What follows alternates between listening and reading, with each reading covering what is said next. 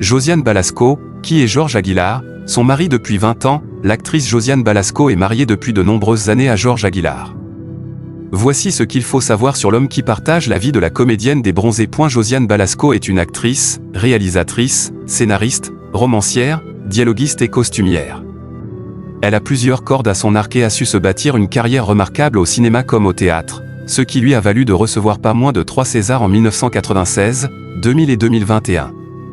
La comédienne s'est fait connaître dans les années 1970 en intégrant la troupe du Splendide, aux côtés de Christian Clavier, Gérard Jugnot, Thierry Lhermitte, Michel Blanc, Marianne Chazelle et Bruno Moineau.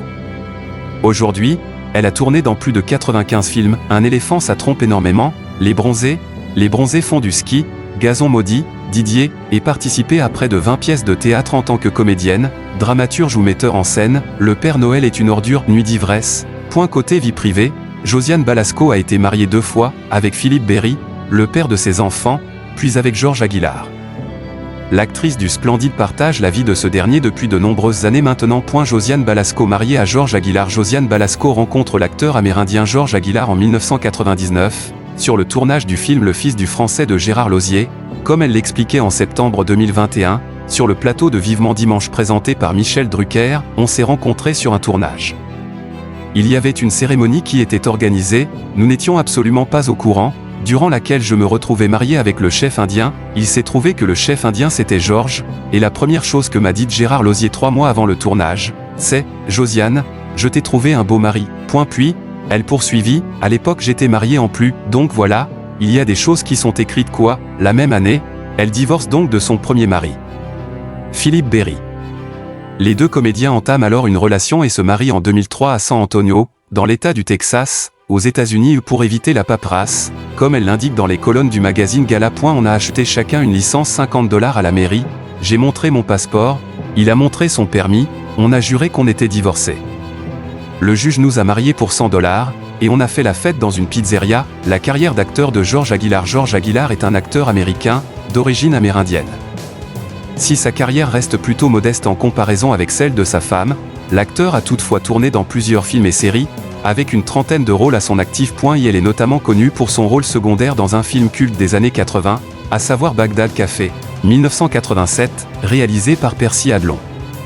Il y joue le serveur Kayanga, dans le café tenu par Brenda. Entre 2011 et 2021, il s'illustre également au théâtre et joue dans 3 pièces de sa femme, Josiane Balasco.